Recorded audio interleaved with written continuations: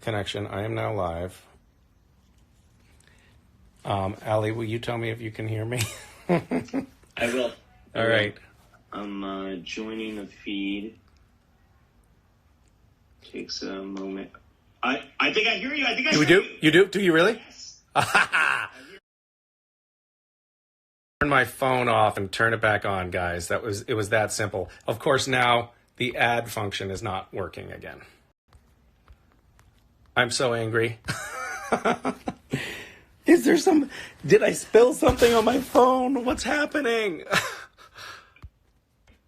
Okay. This is deeply frustrating. Okay, here it is. I see you. I'm adding you. Everything is working. Everything is right in the world. Oh, I see a request coming in. Okay, great. Guys, we did it. We did it. This, I feel much more celebratory now than I did when we started. This is very exciting. All right, so now I'm going to I introduced Ali. Can you hear me? Misha, can you turn off our call? Because then I hear you twice. I have turned it off, and I apologize for that. That was awesome. That was a rookie move. It's working. I'd like to point out to you guys that during this this quarantine time, my calendar has that on it. The future is wide open. There's nothing going on. So those of you who are still here, thank you for your patience and endurance. This was a test of your loyalty, and you passed. I have with me Ali Mattu. Am I pronouncing your last name right? Yeah, Ali Mattu. You got it. And Ali is he's a psychologist who specializes in cognitive behavioral therapy. I give this whole introduction before, but you would only have heard it if you can lip read, because there was no sound. I heard it, and I was like, yeah, that guy sounds pretty good.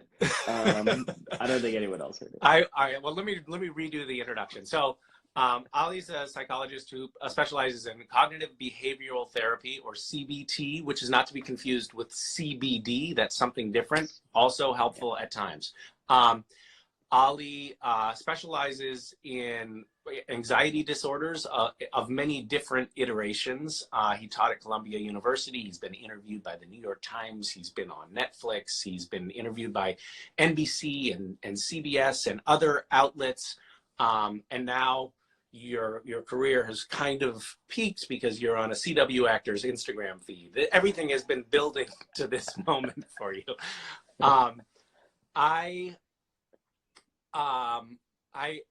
If you're anything like me, you guys have been talking to lots of friends on the phone, catching up with family members, checking in on everyone. There is a pervasive collective anxiety right now that is grounded in real world fears. And it makes a lot of sense, but we also don't want to be carried away by it. And so I thought it might be nice to talk to Ali about strategies for coping with the anxiety that we're feeling, what's normal, what's not normal, how we can help other people who are being crippled by fear at the moment. So we have folks wrote in some questions already, and so we have some questions that we can pull from. If you guys also, if you want to ask any questions in the comments as they scroll by, I'll try to catch that and maybe ask some of those questions. Yeah, I guess maybe, Ali, we could start with just talking a little bit about what you've seen so far since this Corona-19 crisis started, and COVID-19 crisis started, and you know, what are the questions that people are asking you most, and how are you answering them? Yeah, well, Misha, thank you for making the space, for reaching out, holding this conversation. I think this is exactly what we need more of. We need community to come together and to really talk about how do we help each other. What I have seen is something I have never seen in my career before, and that is things that used to only appear for people who were really struggling with their mental health are the norm now. Hmm. So, really struggling with a lot of worries, having a hard time being able to focus, having some difficulty, just kind of always being on edge, going outside and being very hyper vigilant, being very aware of yourself, of people around you, of what you're touching, of people who come near you. That's something that usually only happens in cases like post-traumatic stress. But now it's the norm. It's actually something we're supposed to be doing. And then not really having much of a routine or not doing much in the day and still feeling exhausted, still feeling tired, feeling a bit hopeless. Those are things that we usually only see with depression. And then going through this routines of like washing our hands, but never really feeling like we're clean. Still having that little bit of uncertainty. Um, do I have this? Potentially, have I passed this to someone else? That's something we usually only see with OCD, but now it's pretty commonplace. So that's kind of what I'm seeing now. Is I'm seeing aspects of anxiety, aspects of depression, aspects of PTSD, of OCD. These things are more the norm now as we're all in the middle of this crisis. And that's not even to speak to people who have already been struggling with these things before, who are now under even more difficulty, struggling with anxiety, struggling with depression, struggling with OCD, struggling with all these kind of things now while they might also be stuck at home. Just hearing you say that is comforting, knowing that, I mean, Mm. some of the things that I've been experiencing, that sort of vigilance, that being on edge when you're around people, um, it actually interfere. I mean, not even, and by around I mean at a distance of 6 or 10 feet away. Yeah. But that adds an element to your. It feels almost like you're. I mean, and you are in physical danger. But Yeah. that feeling of being in physical danger when you're in proximity with other people, being in proximity with other people normally for me is somewhat comforting, Yeah. and it's having the Yeah. opposite effect right Yeah. now. And what you mentioned also about not feeling productive, I was at the outset of this thinking, well, silver lining, this is going to be a nice opportunity to just settle in to do some creative work and really do some writing and some reading. I haven't been able to read anything other than the news Yeah. for the last 2 weeks. Yeah. And I've been completely creatively shut down Yeah. because of this ambient anxiety. And I don't even think that I'm, experiencing the worst of it, but also my sleep has been interrupted. Yeah. I notice that I'm waking up in the middle of the night and staying awake for a couple of hours, which is, not really the norm for me. So it's nice to hear you normalizing this. It makes me feel a little bit better. Um, what so that is sort of broad brushstrokes what you're seeing people say. Yeah. What if any tools, other than letting them know that this is normal and a lot of people are feeling this, what other advice are you offering people? There's so much. There's so much we can do that can help us. And so maybe I'll talk about big picture, some of the things, and then Okay. there's so many great questions appearing now, and the questions that have been submitted. So there's so much stuff for us to dive into. But one thing is like know that this is what we're all going through. Like Misha, I'm struggling with the exact same stuff you're talking about. The 2 nights ago, I woke up in the middle of the night with a nightmare. That's not something that usually happens to me. And last night, my daughter woke up with a nightmare. Like it's not, it's none of us are functioning at 100% right now. Right now, we are in the middle of a crisis and we're trying to get through it. The whole world is sort of united in this crisis. So the very first thing is to have compassion for ourselves, that this is the norm. It's very hard to be productive in the middle of a pandemic. Our goal right now is to keep each other safe, to stay connected with each other, even if we might be apart, and to get each other through. It's not to be productive. It's not a time that any of us are functioning at our best. So we have to be compassionate to ourselves. No one right now is the perfect friend or partner or parent or child, or probably even pet. Like we're all kind of struggling, so we have to really have compassion to ourselves and to each other. That's number one. Number two is, some of us are like 2 weeks into social isolation or social distancing. I don't really like that term. I like physical distancing because we can still say socially connected like you and I are right now. But some of us are 2 weeks into it. Some of us are a few days into it. Some of us are 1 week into it. But the first challenge when you find yourself in this kind of situation is, how do you develop a routine? Something that keeps each day grounded. And I know that's really, really hard, especially if you're someone who's already been struggling with anxiety or depression.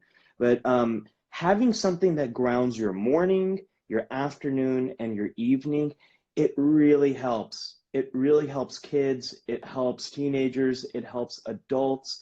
It gives you something to make the day go a little bit easier, as opposed to having, like, looking at your calendar and seeing nothing. My calendar looks exactly the same way. Like, it was so full for the next 8 weeks and now it's gone.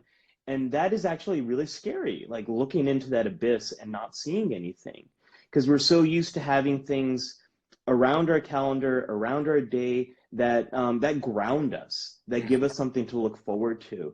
So we need that. So for example, we have a routine in my family here. I have a daughter, I have my wife. We're sort of in shelter at home here together. It's been 2 weeks. So we wake up, we have breakfast, we FaceTime with my wife's family. Eventually that gets us to lunch. And then I have a dance, I call it Daddy's Dance Hour, where it's my daughter and I, we kind of do a dance class for like an hour.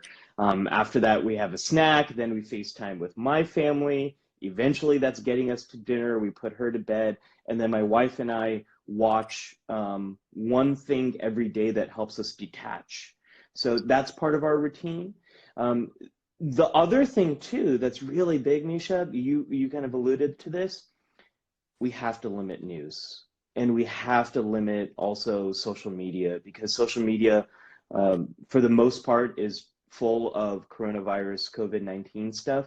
We all know what our own limits are, but right now it is, if you do spend a lot of time watching the news, reading the news, or in social media streams that are full of the news, it's going to make it very hard to control these worries. It's going to make it very hard to stop thinking about COVID-19.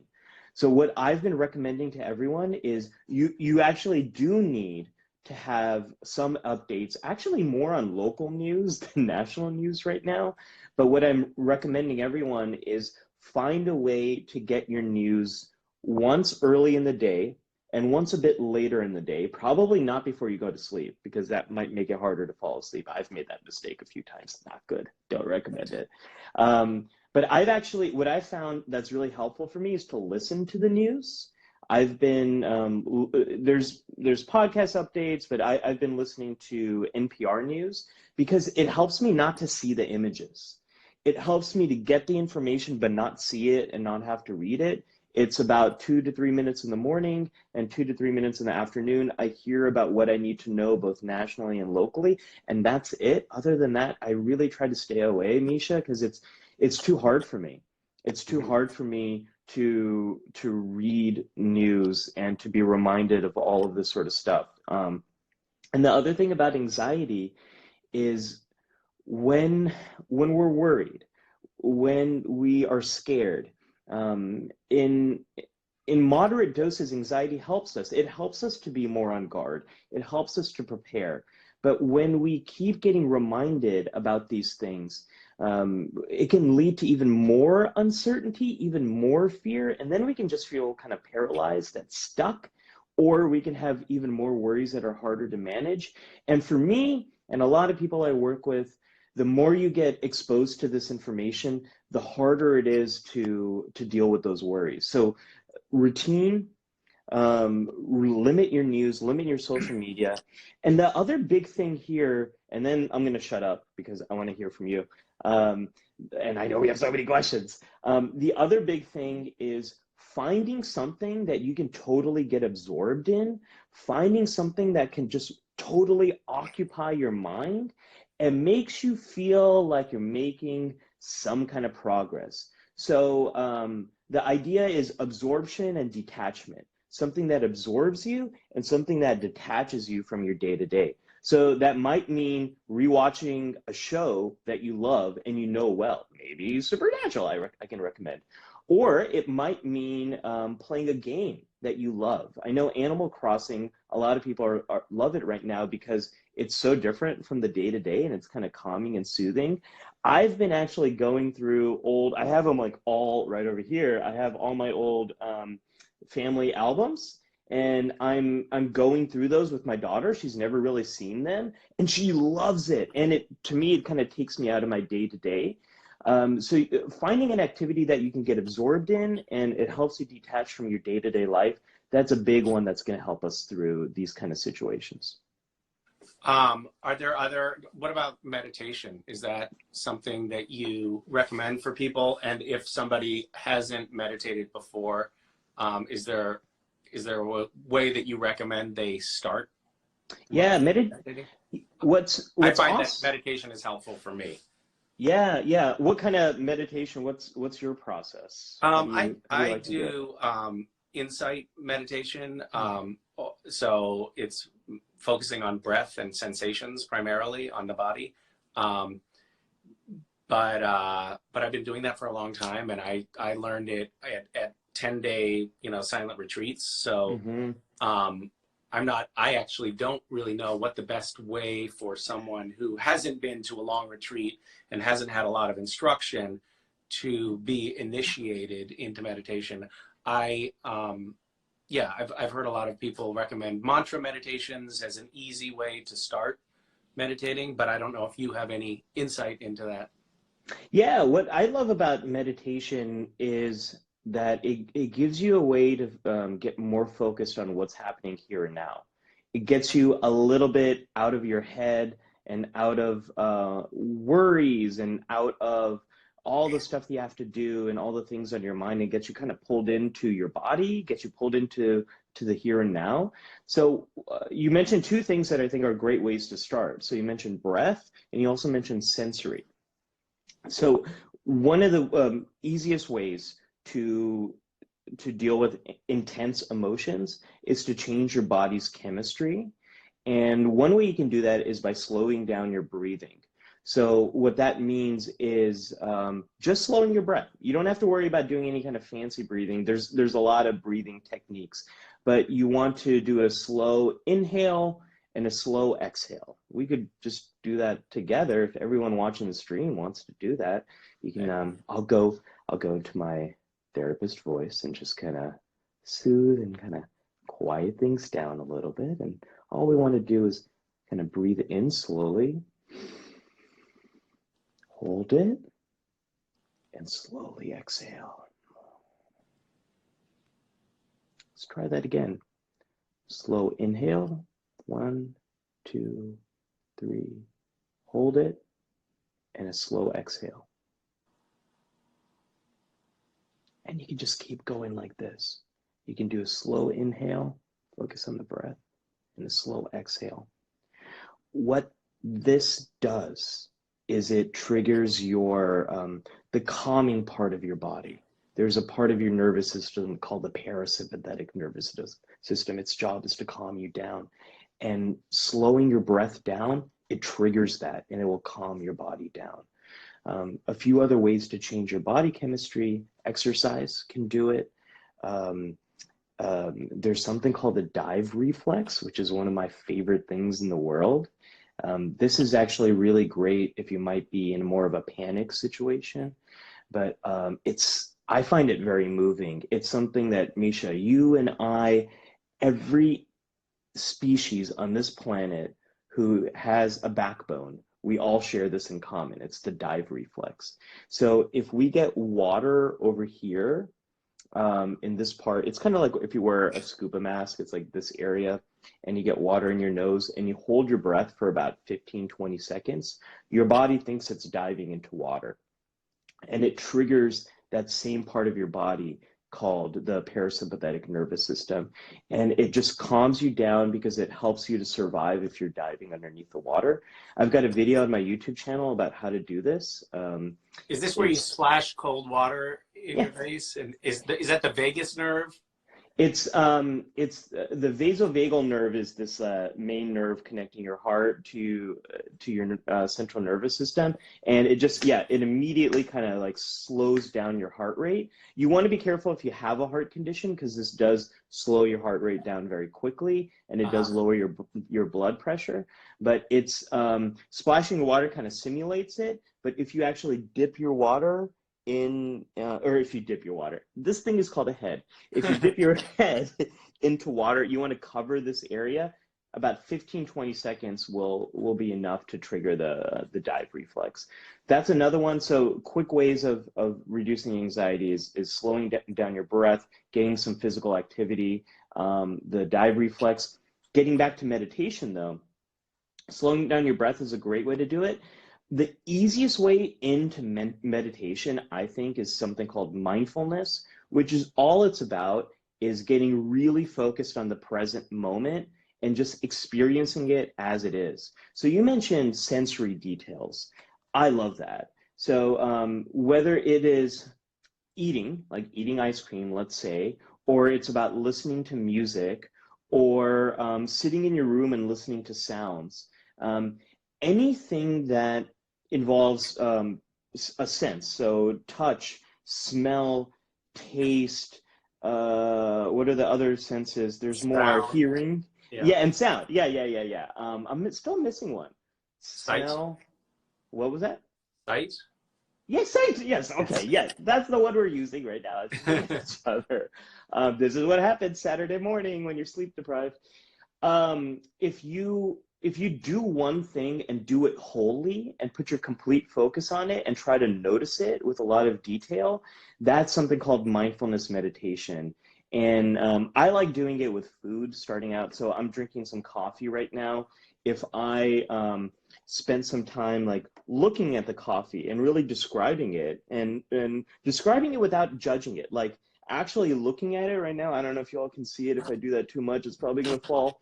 But it kind of looks like Coca-Cola to me. So describing that, noticing the smells. Oh, it smells so good. It smells, to me, it just smells like the morning. Kind of tasting it.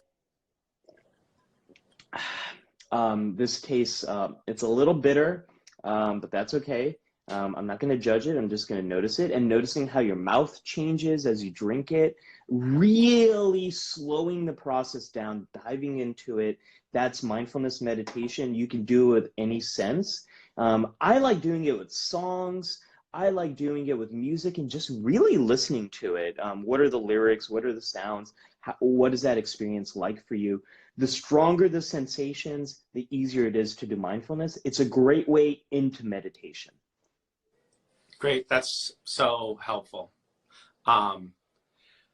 I got a question from someone here on the scrolling by. By the way, I had the questions that people sent in, but my computer seems to have died. The screen just has lines across it now. I don't know, like the tech gods are against me this morning. So, but I saw a question scrolling by just now. Someone was asking, they said, I'm sheltering in place alone.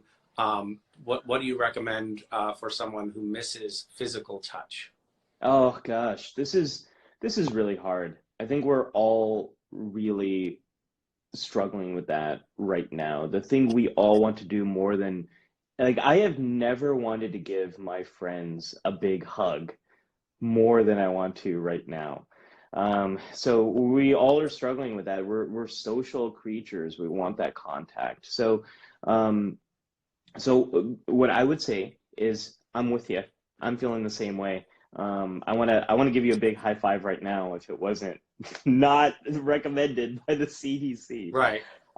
So the first thing I would say is a big skill that we all need to find a way to do is somehow bring our offline support, our IRL support, the stuff we do in real life, find a way to bring it online. So as much as you can stay connected to people that you feel connected with through FaceTime, through chats, through texting, through messages, that's one way we can still get that social connection. And I would build that into your schedule. Like I've got my friends from high school, they're my buddies. Big shout out to Lowen and Jamie. I love you guys. I try to see them every day for a little bit. Even if we're just sending silly gifts to each other or doing FaceTime, seeing them a little bit. The other thing is we do need touch. Touch really helps us. So I would find things in your home that are soothing to you, that you like touching. Like my daughter has all these stuffed animals. She's in the next room over right now. I think she's watching some Disney stuff. Disney Plus has been amazing for us. Oh my gosh, I don't know what we would do without that right now. But her stuffed animals are so soothing for me right now. Like just to touch. Like she loves lions. We've got these 3 different lions. We all sort of grab them and touch them. And there's also a blanket that I love touching. And that's okay. That's soothing. Sensory stuff can very easily get us out of our minds. It gets back to the mindfulness stuff. So it's totally cool. Find a stuffed animal. Find a blanket. Find something you like. The other thing too, and I know this is hard for people and it depends on where you live, but social distancing, I like physical distancing, and shelter in place, depending on where you live, means you can still go outside for essential things. Walking your dog is an essential thing. For your mental health, going outside for a little bit, as long as you're keeping a distance, that is an essential thing too. We all need sunlight. Sunlight actually helps our internal clock, so we're not completely exhausted during the day. We all need a little sunlight. We all need a little bit of fresh air. And if you want to go outside, and I'm recommending going into more open areas, more natural environments where it's very easy for you to stay away from other people. You can touch the grass. You can touch a tree. Something that will help you to feel connected and get out of your skin, get out of your head a little bit. That's okay. That is essential. Your mental health is as essential as your physical health. Well, that sounds helpful. It also sounds kind of depressing. Like, I know you miss touching humans, but you can hold a blanket at this moment. But I guess we have to make do with what we can. I see a lot of people commenting that Jared, who is also works on Supernatural, is watching this feed. I don't know how to ban a specific individual from a feed, so unfortunately we'll just have to suck it up. Yeah,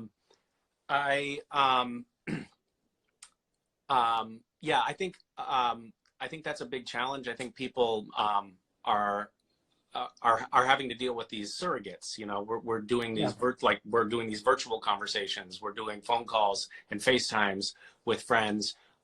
There is a little bit of a silver lining that I've noticed for myself and a lot of other people that I know, which is that we're reaching out to people more than we normally do. I actually am having more conversations with people now than I normally do, albeit virtually and not in person.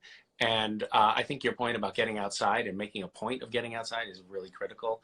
Most places with shelter in place, you're still allowed to go for a jog or a walk, or you're still allowed, as you mentioned, to hug a tree. Still a little sad, but we take what we can get right now. If it helps at all, we have to remember that we are doing this for each other. We're doing this to help each other. We're doing this to stop the spread. And this is a really critical time right now, is if we're able to keep doing this, we might turn the corner and we might give everyone in healthcare who's fighting this a chance to really treat those people and make sure there's enough stuff out there to help them. And we might keep this from spreading to our friends and our family. So that's why we're doing this. So I think it is really helpful to think of the purpose, the reason, the meaning, why we're doing this. We're doing this for each other. Yeah, that's a really good point. It's easy to forget that. I mean, I think we all fall into a more selfish pattern of how this is affecting me right now, and that's a natural human response. I think we're all susceptible to that, but it is important to keep reminding ourselves that we're doing this for the greater good, and that really is why we're doing it. Especially anybody, I mean, there are certainly lots of people probably who are watching this right now who are, they have underlying conditions, or they're older and vulnerable, and so there is a self-preservation that goes into it. But most of us, if we catch this, we're just going to get sick and then we're going to get better. But we'll overburden the hospitals. We'll make it so that somebody who is older and more vulnerable doesn't have a ventilator. Or potentially, like you mentioned, we'll spread it to our parents or grandparents or elderly neighbors if we're not careful. So we all do need to be careful with that. Are you seeing any other questions roll in, or do you have the questions Misha, people wrote in before? Do. Great. I do. So you can just interview yourself and I can go do something else. Well, we could do that. Misha, there's one question. This is the second question on the list. This comes from Shelly, which is, how do you deal with being paranoid that you'll accidentally pass it on? Every cough, every time I'm slightly warm, I'm worried I'm sick. There's a worry about passing it on to parents and things like that. So I'm going to turn things around. Is that something you've been struggling with too? Is you get these symptoms and you're kind of worried, wait, do I have it? Am I passing it on? Yeah, there have been a couple of moments like that, but I've also been, in our family, we've been pretty well isolated from the outside world. So I haven't had a lot of points of exposure in the last 2 weeks where I was worried that I was passing it on.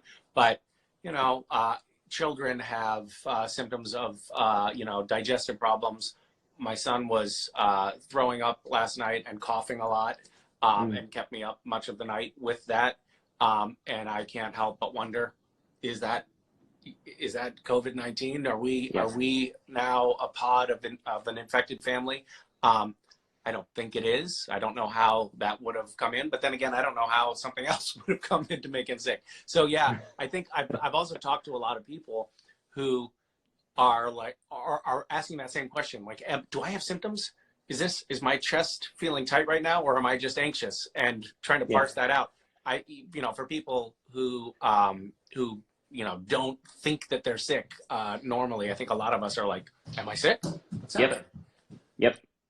Yeah, I've been experiencing the same thing, and I am just surprised that this Instagram Live is even working. If you were up all night with your it took us 15 minutes to get it working, and then I broke my computer. So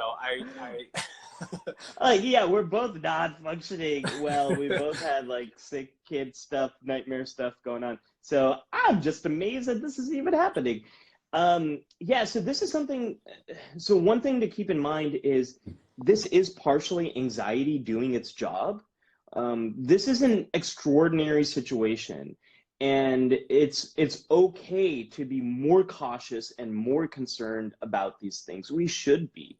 So there's two things to keep in mind is we need to know what the main symptoms are. Fever is a big one, cough, difficulty breathing. Those are kind of the big ones. And if you are concerned about those symptoms, if you are having those symptoms, then you should call some kind of healthcare provider. They're going to screen you and they're going to ask you more questions. They're the experts. They're the ones to talk to, and they'll screen you and they'll help guide you on what to do next. The thing I don't want you to do, I don't want you to get stuck in an endless loop of searching the internet for symptoms and is this, what about this rare thing? Like, oh, do you get this itchy thing on your elbow? Because I got this itchy thing on my, like, don't get stuck in that loop of searching on the internet. The internet is not your healthcare provider. Talk to a healthcare provider if you're worried about this. And then if they say no, these are not the symptoms.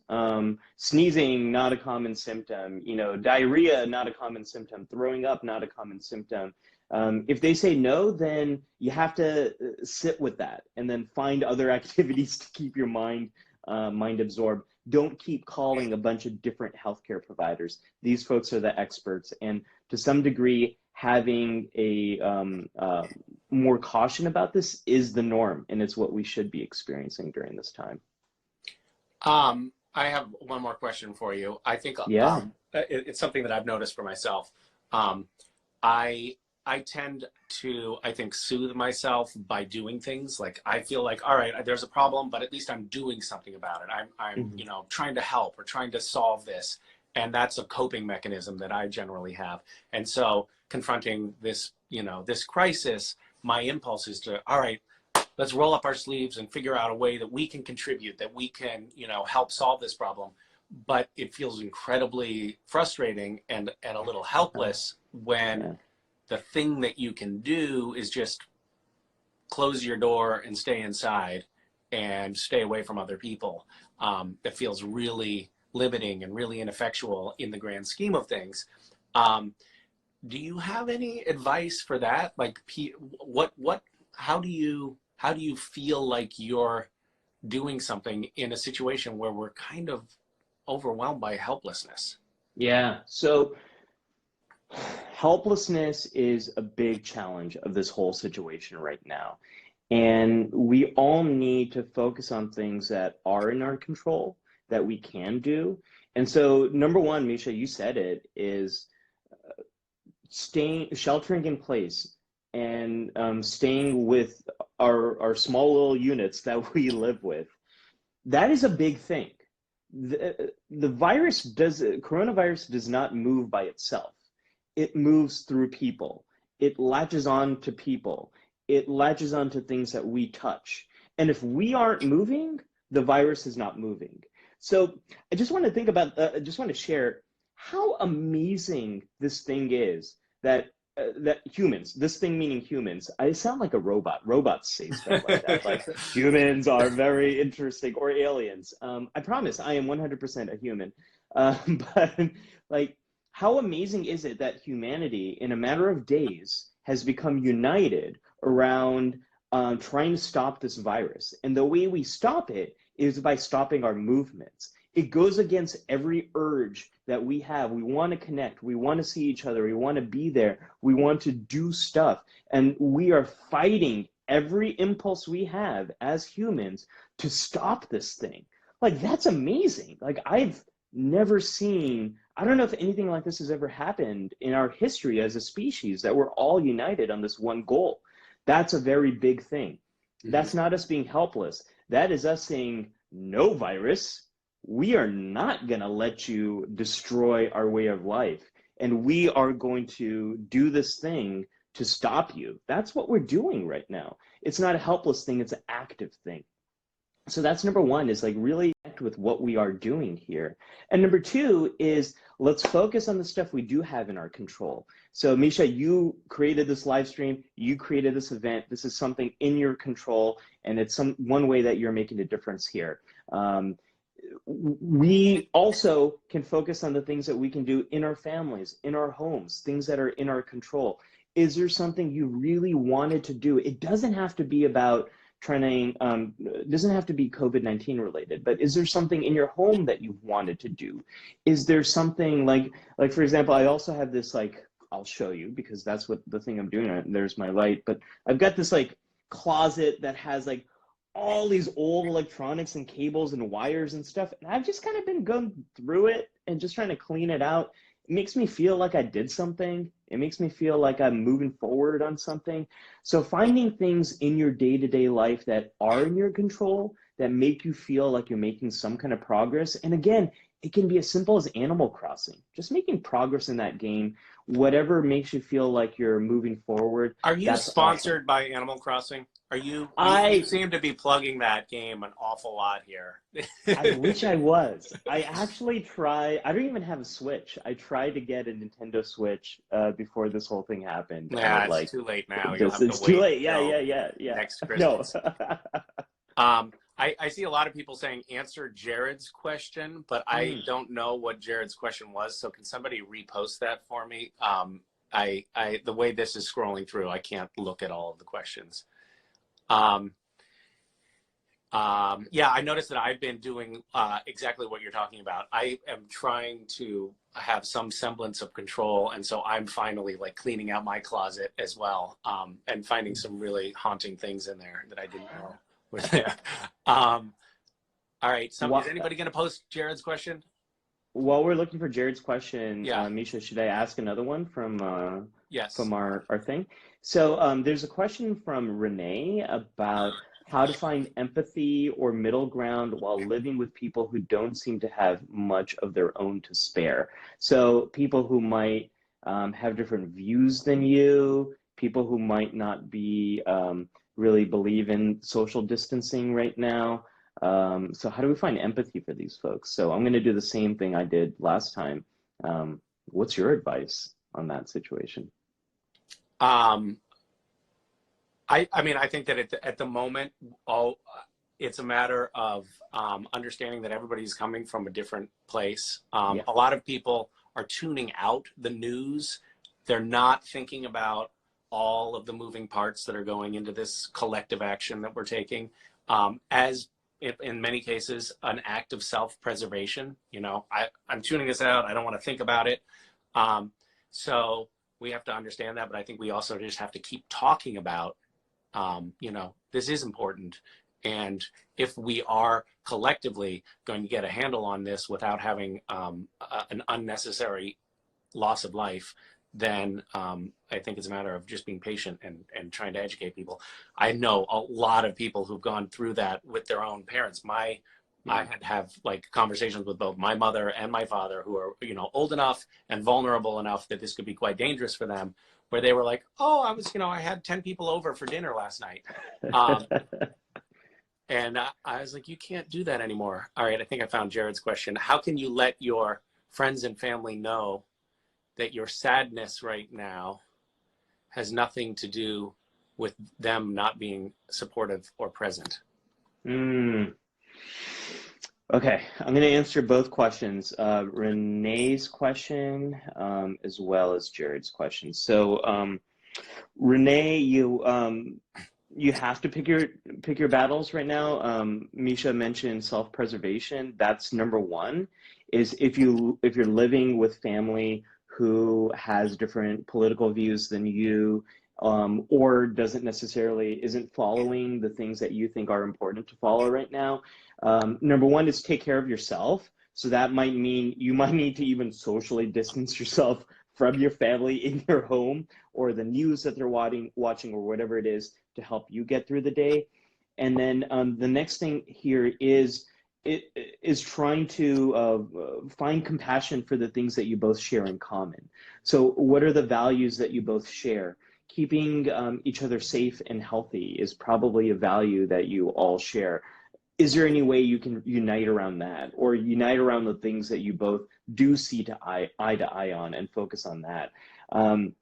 The other thing about Misha, I've had those same conversations both with my in-laws as well as with my dad, about like, oh, it's fine. I'm just gonna go out. I'm gonna do this thing. No, don't do that thing. Really trying to approach it from curiosity, like, why is that important to you? Trying to understand that. And when I tried to understand that with my dad, I found out that it was really important that he has connection to his community, that's like at his age, that's one of the things that he looks most forward to. And I was trying to talk to my dad about other ways in which he can still get that while not seeing these people on a regular basis. So trying to approach it from curiosity. And if you're having conversations, one of my biggest tips is asking this question, why do you think this is so important to me? That's kind of a quick way to short circuit empathy, is by getting people to think about that. So that could be another way to think about it. Okay, Jared's question. Sadness, fatigue, exhaustion, all of these things are very normal when you don't have a routine, when you're not getting a lot of sunlight, when there isn't much in your schedule to look forward to, when there isn't much in the week to look forward to. All of those things are normal. But the other thing that's normal that Jared is getting at, that Misha, you and I haven't talked about, that is super important, is grief. There is massive grief here. And I'm not just talking about grief for people who might be sick right now, or have lost their lives as a result of this, but grief for our loss of a lot of, if you're in 6th grade, in 8th grade, in 12th grade, if you are a senior in college, if you had a big thing that you had scheduled, a spring break, something you were looking forward to. I was super excited to be going to WonderCon next week, and had organized these panels. I was super excited to be there and to reconnect with friends. That stuff is gone. It's lost. And it's not coming back, at least not for this time. Like, if you had a spring break plan, you're not going to have that spring break plan. If you're an 8th grader, your 8th grade has been completely changed. Like, there is complete grief for real losses. And we have to acknowledge that we are all, not only are we dealing with disruption in our day-to-day lives and our routine, and that's going to make us feel sad, but we're also dealing with a real grief. Like, not to be, this is going to sound silly, but like, I think handshakes are kind of gone, and they might be gone for a long time. Like that, like COVID-19, the coronavirus, is going to change our culture. And in some ways for the better, in some ways for the worse. All of that means loss and change, and that means grief. It is normal to feel sad, and we will all grieve and feel sadness in different ways. Some of us will want to talk about it. Some of us won't want to talk about it. Some of us will want to tell stories or poetry or make art or create something. Some of us will want to pour ourselves into other people's art and creations and stuff like that. We all grieve differently, and it's important to grieve the losses we might be experiencing. And that sadness doesn't have anything to do with the people we love, our friends, our family. It has everything to do with this complete, unexpected, extraordinary crisis that we all find ourselves in. Just to dig a little bit more into that question, how do you convey to your loved ones that what's going on with your sadness and your difficulty right now isn't because of them? It's because of these bigger issues, this grief, this loss, this uncertainty, this anxiety. Yeah. So I would say, think about how you handle really tough emotions. So for some of us, we might not be ready to talk about it. A comment just went by, like, how do I stop myself from panicking? Like, if you're someone who, when you think about this, you start to feel a lot of panic, you might not be at a place where you're ready to talk about this right now. And to answer your question, not to plug my YouTube channel, but I've got a video on how to stop panic attacks. So for that comment, go check that out. I've also got a video on 10 ways to quickly reduce anxiety. So you can check that out. That might help as well. But like, if thinking about this stuff is overwhelming for you, maybe now's not the right time to talk about it. If you're someone who you like to just kind of write your thoughts down, I know a lot of people, when something's really overwhelming, maybe it's easier for you to just write it down just for yourself. Mm-hmm. Try that first. Or maybe if you're someone who likes to talk things out, think about one person that you feel closer to and more comfortable being vulnerable with, and find a way to share some version of that, Misha. It might just be like I'm really sad and I don't know why. And you can do that over text, or you can do that over FaceTime, or you can do that over email if anyone still sends emails anymore. I don't know. But think about how you've dealt with really tough emotions in the past, and try that out. And it's okay too if you try and it kind of doesn't go well, because we're all really emotional right now. We're all really raw. You know, the hardest thing for me this week was when my daughter's 2.5 years old, so she knows that something's different, but she doesn't quite understand what. 3 days ago, You know, she she started. gets to watch more TV now. Yeah, she does. She knows Like that. right now. Yeah. She definitely picks up on that and is asking about that a lot. But she was crying and crying, and she was make believe pretending that we were in a car ride and we were going to the playground and we're playing, and it was breaking my heart. And then she started crying and crying, and she grabbed my face, pulled it in, and said, "Daddy, I want to go to the playground," with tears rolling down her face. "I want to go to the playground. I want to go playground," which is absolutely one place we can't go right now. And I just started crying. I just lost it. And we're all emotionally vulnerable right now. I'm a big Trekkie, and I think about when Spock in the 2009 Star Trek movie said, "I am emotionally compromised." Like, we are all emotionally compromised right now. So it's okay if you start this conversation with someone and you feel like you're losing control, and you feel overwhelmed. If you're someone who struggles with that, try a grounding skill, something that makes you feel more present in your body. This is a little bit of mindfulness meditation, but this is also a coping skill. 5, 4, 3, 2, 1. Let's see if I got that. Yeah, 5, 4, 3, 2, 1 is a great coping skill. Focus on 5 things that you can touch: the feeling of your shirt, the roughness of my beard, the metal chair that I got my phone on. Focus on what those 5 things really, what the touch is like for them. Look at 4 different things in the environment and look and really kind of describe them to yourself. Listen to 3 sounds in the environment. Notice 2 smells in the environment and observe the taste in your mouth. That's a grounding skill that for a lot of people can help them feel less overwhelmed and more plugged in with their body. Or another way to do it, another grounding skill, if you find yourself feeling overwhelmed when you're having these conversations, is make a list in your head. Make a list of your favorite supernatural episodes. Make a list in your head of your favorite places that you like to go in your local community. Make a list of your favorite songs. Something that will kind of quickly snap you out of whatever you're feeling, and it's not a list that's going to run out anytime soon. The reason why that works, and the reason the sensory thing works, is your senses are very powerful ways of getting you out of your thoughts.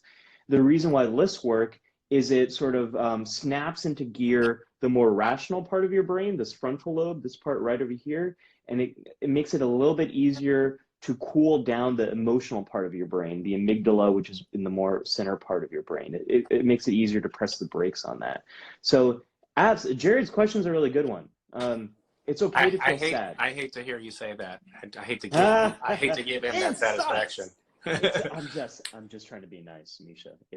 Yeah, I can tell. Yeah. You know, one other thing that I've noticed, and I am in no position to be prescriptive here, but I've noticed that I can get in conversation with people. I can get, when I'm really emotionally overwrought, I can have a hard time communicating. But sometimes if I sit down and I write something, I can compose my thoughts in a more detached manner, and my thoughts can really be conveyed a little bit more clearly. So that might be another thing to do with loved ones, like just write them a note that conveys how you're feeling and what's going on with you. And another thing that I've been trying to do is take this opportunity to write people the things that I appreciate about them. And that seems to have a calming, settling effect on me, and hopefully some sort of benefit to the people that are receiving them. Where's mine? Unless your note is forthcoming. Can I give two writing prompts that might help Yeah. people? So there's two things to think about. So number one is if you're struggling emotionally with this whole situation, which I'm pretty sure describes 100% of the people watching and also on the stream. But if you want to explore that a little bit more through writing, here's a writing prompt for you. Coronavirus has impacted my life in this way, and just explore that.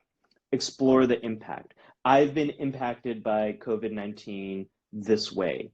And on paper, don't type it, but on paper with your writing it out, the reason for that is it slows down the process, and it does kind of force you to think through these things a little bit more and to find like a meaning and narrative. That is something that can help you to kind of work through this different stuff.